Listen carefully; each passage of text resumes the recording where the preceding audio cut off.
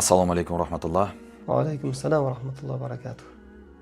Fitr sadaqasi o'zi nima uchun beriladi? Bismillah, alhamdulillah, va salatu vassalamu ala rasulillah. Amma ba'd. Assalomu alaykum va rahmatullohi va barakatuh. Fitr sadaqasi Alloh taolani biz bandalarga tortiq qilgan buyuk ibodatlardan hisoblanadi. Chunki bu fitr sadaqasi sababidan ro'zada yo'l qo'ygan ba'zi kamchiliklarimiz bo'ladi. O'sha narsalarga kafforat bo'ladi. Bundan tashqari fitr sadaqasi miskinlar uchun hayit kunlarida bir xursandchilik taomiga ularni ham imkoniyatini yaratib berishga sabab bo'ladigan amallardandir. Bu borada bir qancha hadislar naql qilingan.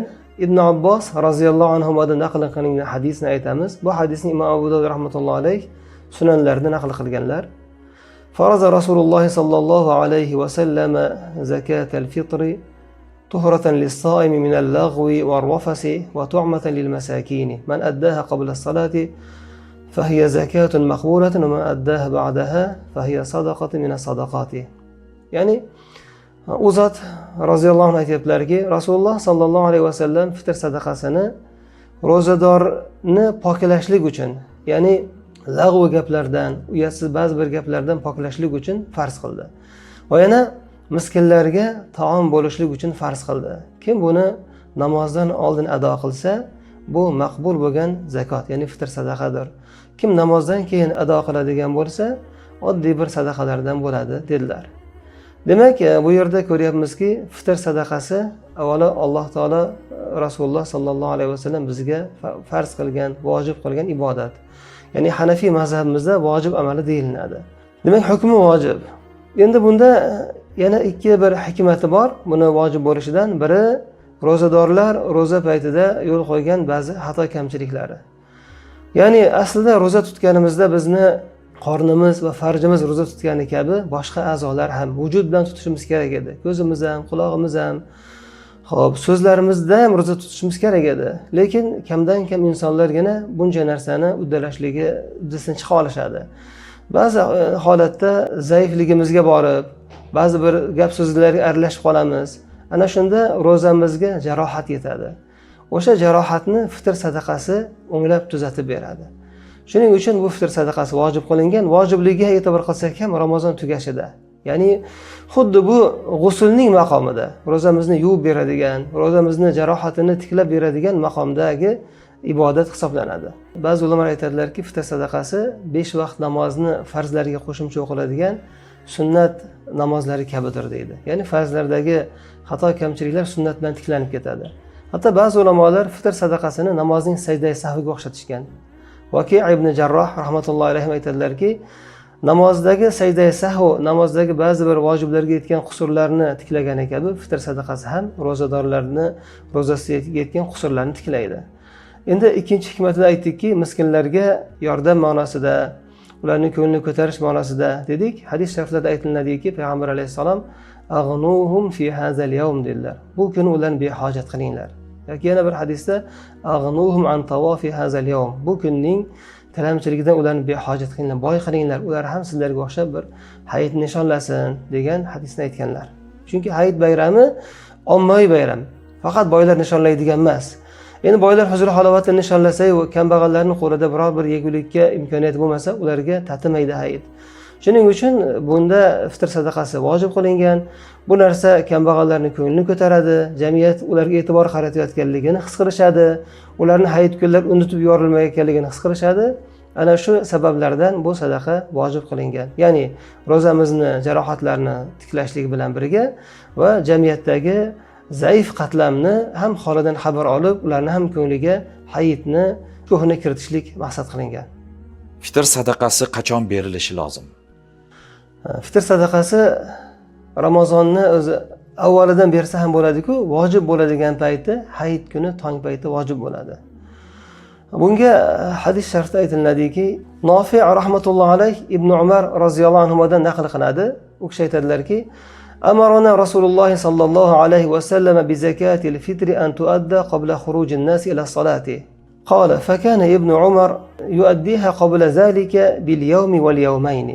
يعني Ibn Umar roziyallohu anhu aytiblar. Rasululloh sallallohu alayhi vasallam fitr sadaqasini odamlar namozga chiqishidan oldin ado qilishlikni buyurdilar deydi. Nofiy aytyaptiki, Ibn Umar roziyallohu anhu o'zlari ham hayitdan o'sha namozdan bir kun yoki 2 kun oldin ado qilardilar deydi.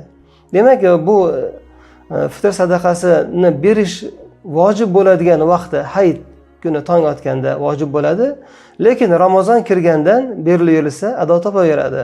Endi buni hayitga taqalibroq berganliklari sahobiylarni, o'sha miskinlar ham hayitga xursandchilik bilan chiqsin. Hayitdan keyinga qoldirilmaslik kerak. Ya'ni hayitdan keyin qolsa ham baribir zimmadan soqit bo'lmaydi bu narsa, lekin Ramazonda o'sha hayitdan oldin ado etganlik savobiga erisha olmaydi. Vojibligicha qolaveradi zimmada. Shuning uchun o'sha yuqorida ham aytib o'tdik, miskinlarni xursand qilishlik ekan, ular ham hayitga nimalargadir sarflashligi uchun bir kun 2 kun oldin berilsa yana ham yaxshi. Ramazon ichida berib qo'ysa ham ado topaveradi. Fitr sadaqasini kimlar berish kerak? Fitr sadaqasi. Fitr sadaqasi moliyaviy ibodat. Masalan, zakot mol hisobidan berilsa, fitr sadaqasi jon hisobidan, shaxs hisobidan beriladi. Shuning uchun fitr sadaqasida zakotning nisobida topilishi lozim bo'lgan barcha shartlarni topilishi shart qilinmagan, lozim qilinmagan. Kishi hur bo'lib, o'sha musulmon kishi nisobga yetgulik bo'lgan miqdordagi molga ega bo'lsa, lekin nisobi zakotnikidan farq qiladi deyapmiz o'lchovlarida. Ya'ni nimalarni hisoblashlikda farq qiladi. O'shancha molga ega bo'lgan kishiga fitr sadaqa berishlik vojib bo'ladi. Shu bilan birga u kishi o'zini qaramog'idagi balog'atga yetmagan yosh bolalariga ham berish vojib bo'ladi. Ammo balog'atga yetgan, masalan, kambag'al farzandi bo'lsa yoki ayoli bo'lsa, ayoliga yo katta farzandlarga berish vojib emas, lekin ularga ham bersa, ularni iznsiz bergan taqdirda ham ularga ham ado topadi, o'tadi. Fitr sadaqasini berish vaqti hayit kuni tong otganda keyin beriladi dedik-ku. Demak, o'shangacha tug'ilgan farzandga beriladi. O'sha paytda tug'ilsa ham beriladi. Undan keyin tug'ilganlarga berilmaydi, ya'ni homilaga ham berilmaydi. Ya'ni qorindagi homilaga fitr sadaqasi berilmaydi. Shu bilan birga hayit kunigacha bo'lgan muddatda vafot etgan kishining nomidan ham fitr sadaqasi berilmaydi. Fitr sadaqasi kimlarga beriladi? Fitr sadaqasi xuddi zakot yeydigan kishilarga beriladi. Ya'ni zakotga haqdor bo'lgan kishilarga fitr sadaqasi berilaveriladi.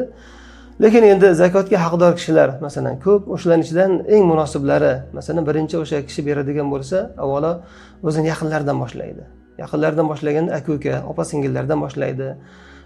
Amaki, ammalardan, ularning farzandlaridan, xola, tog'alardan, ularning farzandlaridan, keyin boshqa qarindoshlar, keyin qo'ni-qo'shni begonalarga beriladi. Fitr sadaqasi kimlarga berilmaydi? Fitr sadaqasi moli nisobiga yetgan kishiga berilmaydi. Shu bilan birga moli nisobiga yetmagan bo'lsa-da, masalan, kambag'al kishi bo'lishi mumkin, berilmaydigan kishilar bor, o'zini farzandi bo'lsa unga bermaydi. Nabirasiga ham bera olmaydi, ota-onasiga ham bera olmaydi, bobo momasiga ham bera olmaydi. Chunki bular nafaqasi buni zimmasiga vojibdir, o'zi shundoq ham nafaqasini ta'minlash kerak. Shuningdek, bu fitr sadaqasi beriladigan kishilarni o'ziga shaxsiy mulk qilib berilishlik kerak. Shundan ma'lum bo'ladiki, masalan, biror muassasalarni o'ziga ishlatishlikka, maktab qurishlik, masjid qurishlik, ko'prik qurish kabi xayriya ishlariga ham buni tasarruf qilib bo'lmaydi, berilmaydi, ya'ni. Ro'za tutmaganlar ham fitr sadaqasini beradilarmi? Ko'pchilik so'raydigan savol bu ham. Ro'za tutmaydigan kishilar ham fitr sadaqasini beradi. Chunki fitr sadaqasi mustaqil ibodat. Hadisda aytilganidek, ro'za tutganlar uchun ro'zasidagi ayrim jarohatlarni o'nglaydigan bo'lsa, bundan tashqari miskinlar va kambag'allarni ko'ngliga xursandchilik kirilishlik uchun ham berilar edi. Shuning uchun bu alohida mustaqil ibodat bo'lgani uchun ro'za tutmagan kishilar nomidan ham fitr sadaqasi beriladi. Fitr sadaqasi qancha miqdorda beriladi? Fitr sadaqasining miqdori oz, unaqa katta miqdorda emas, chunki shariat boshi bu narsada, bu xayriya faoliyatida ko'pchilik ishtirok etsin, ko'pchilik savobiga aralashsin degan ma'noda kam qilib belgilangan fitr sadaqasi. Bo'lib ham boylarga vojib qilingan, lekin boy bo'lmagan kishilar ham bersa bo'ladigan miqdorda belgilangan bu narsa. Ya'ni bu xayriya ishlarda xalq ommatan ishtirok etishligiga imkoniyat qilib berilgan. Hatto shuning uchun o'sha yurt yeydigan, odatda yeydigan, ko'p yeydigan taomdan qilib belgilangan. Masalan, bug'doydan, mayizdan, arpa, xurmolardan bizda o'lchanadi. Bug'doydan bo'ladigan bo'lsa yarim so', mayizdan ham yarim so' deyiladi. Arpa va xurmodan 1 so' deyilgan. Endi o'sha narsalarni biz qariyb masalan yarim so'ni qariyb 2 kilogramm olinadi. 1 so' qariyb 4 kilogramm olinadi. Aslida so' bu kilogramm o'lchovi emas, idish o'lchovi. Shuning uchun masalan bug'doyning doni katta kichkinaligiga qarab, xurmoning doni katta kichkinaligiga qarab turib, kilogrammida farq bo'lishi mumkin. Idishda farq bo'lmagan taqdirda ham. Shuning uchun qariyb 2 kilogramm bug'doy deymiz. Bugungi kunda 10 ming so'mga to'g'ri kelyapti masalan. Arpada 4 kilogramm arpani oladigan bo'lsa 16 ming deyilyapti. Mayiznikini masalan 2 kilogrammga olinsa 110 ming deb aytilyapti. Xurmonikini 180 ming deb belgilanyapti. Endi biz tavsiya qiladiganimiz kambag'allarni ko'ngliga quvonch kirishligi uchun imkoniyati borlar ko'proq bersin, xurmodan bersin. Masalan, zimmadan soqit bo'ldi qilib emas, balkim bu ibodatlarni biz Allohning ne'mati deb qabul qilishimiz kerak. Asli ibodatlar ham zimmadan soqit bo'ladi ado qilishimiz bilan. Lekin ado qilib qutulish uchun emas, Allohning ne'matini his qilishimiz uchun eng yaxshisidan ko'proq berib, kambag'alning qo'liga, miskinning qo'liga ko'proq pul tushsa-yu, hayitni u ham nihoyatda bir xursandchilik bilan nishonlasin deb turib aytamizki, mana shu 4 tadan birortasidan tanlab beraveramiz, lekin imkoni borlar ko'proq chiqarishsa, kambag'allarga quvonch yanada ko'proq kiradi. Fitr sadaqasini oila a'zolarining nomidan bir kishi bersa bo'ladimi yoki har kim o'zi berishi kerakmi? Fitr sadaqasini oila nomidan beradigan bo'lsa, oila boshlig'i o'zini nomidan va voyaga yetmagan farzandlari nomidan, balog'atga yetmagan farzandlari nomidan berishi vojib. Endi balog'atga yetgan farzandlari bo'lsa va ayoli uni nomidan ham berishligi joiz. Ularning izni bo'lishi shart qilinmagan. Undan boshqalardan izn so'rab qo'yish kerak. Chunki bu ibodat, moliyaviy ibodat niyatga bog'liq. Ya'ni niyat ham qilish kerak bu ibodatni. Shuning uchun oila a'zolari, ya'ni o'zini farzandlari, ayoldan boshqalarning nomidan beradigan bo'lsa, ularga bildirib qo'yib, u do'sti nomidan berishi mumkin bir kishi masalan, boshqa nomidan berishi mumkin. Fitr sadaqasini nomingizdan beryapman, niyat qilib qo'ying degan ma'noda bildirib qo'yish kerak bo'ladi boshqalar. Fitr sadaqasini berayotganda bu sizga fitr sadaqasi deb berish shartmi? Endi agar fitr sadaqasini beradigan kishimiz zakot yeyishlikka, fitr sadaqasi olishlikka haqdorligi aniq bo'lsa, unga bu fitrdan deyishlik yoki bu zakotdan deyishlik shart qilinmagan. Ba'zi ulamolar aytmasdan bergani ham yaxshi deydi. Uni ko'ngli sinmasligi uchun, hijolat bo'lmasligi uchun deyilgan. Shuning uchun oladigan kishi haqdorligi aniq bo'lsa, unga buni aytishlik shart qilinmagan. Yana shu yerda bir narsani aytib o'tib ketishimiz kerak. Masalan, yuqorida nisob haqida ham gapirdik-ku. Fitr sadaqasi vojib bo'lgan kishilar o'zlari fitr sadaqasi yeya olmaydi, zakot yemaydi. Masalan, ba'zilar zakot bermasa zakot olaveradi degan tushuncha bo'lib qolgan odamlar ichida. Yo'q, zakot bermasa-da fitr sadaqasi berish vojib bo'lgan kishilar bor. Ularga qurbonlik vojib bo'ladi zimmasida. Ular zakotdan, fitrdan yeyishligi mumkin emas, taqiqlanadi ularga. Fitr sadaqasini plastik kartaga o'tkazish mumkinmi? Plastik karta orqali berishligi mumkin. Hozirgi kunda bu narsa ancha qulaylik bo'lyapti, yana boshqa qarindosh urug'larimizga berishsa boshqada qulayligi ham bo'ladi.